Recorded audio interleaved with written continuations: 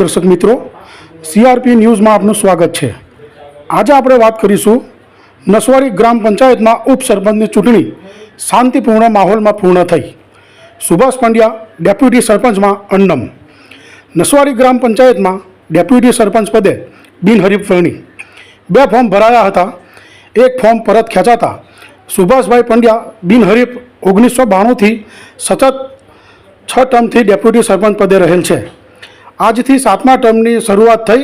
ધારાસભ્ય અભિષભાઈ તડવી, માજી ધારાસભ્ય ધીરુભાઈ ભીલ સાથે ગામના આગેવાનો, યુવા સરપંચ તેમજ ગ્રામજનો મોટી સંખ્યામાં હાજર રહી શુભેચ્છાઓ પાઠવી હતી। છોટાઉદેપુર જિલ્લા બ્યુરો ચીફ જુબેર કુરેશીનો રિપોર્ટ। ધન્યવાદ।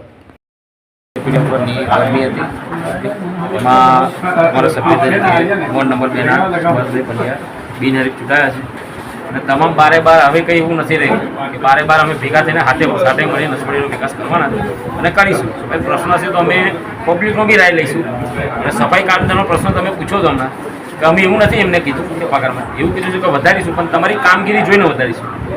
पब्लिकनो बी पब्लिकनो ओपिनियन एवो आवे छे के कामगीरी मां ए लोको एटले पगार एमनो थोड़ो प्रॉब्लम छे आई जशे, 1-2 દિવસમાં થઈ જશે, પણ પછી પબ્લિક એમનું કામ જોઈશું અને પછી અમે દરેક કર્મચારીને પગાર વધારવી બી હશે એ પ્રશ્ન પછી એ વસ્તુ જોઈને અમે કરીશું। મારી ટર્મ 1992થી આવ્યો એટલે આ હમણાં 2025થી એટલે મારી આ 7મી ટર્મ છે અને હું આશા રાખું છું કે ભાઈ શ્રી મેહુલ છે એ મારો રેકોર્ડ તોડે અને તમામ સભ્યો મારો રેકોર્ડ તોડે એવી હું આશા રાખું છું।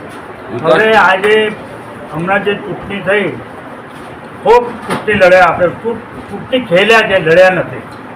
આપણે ચૂંટણી ખેલ્યા છે પણ આ ચૂંટણી એવી ખેલ્યા છે કે લોકોને તમામ ઉમેદવારો હારેલા અને જીતેલા યાદ રહી જશે કે આ ચૂંટણી શું છે। કારણ કે મેં હમણાં જ અભ્યાસીને કહ્યું કે ધારાસભાની ચૂંટણી લડવી હારી, લોકસભાની ચૂંટણી લડવી હારી, પણ આ વોર્ડના પંચાયતની ચૂંટણી લડવી બહુ જ ખરાબ મને આપ્યું છે, મને ખબર નથી। હવે વિકાસના આપ્યું બધા મેં અંગત રીતે મેં નથી। સુભાષ કાકા, વિકાસના કામોમાં ટેન્ડર પ્રક્રિયા આવશે કે સભ્યોને ડાયરેક્ટ કામ આપવામાં આવશે? હવે એમાં જો 5 લાખ સુધીનું કામ કોઈ સભ્યને ઇજારો આપવામાં આવતો નથી, પંચાયત જાતે જ કરતી હોય।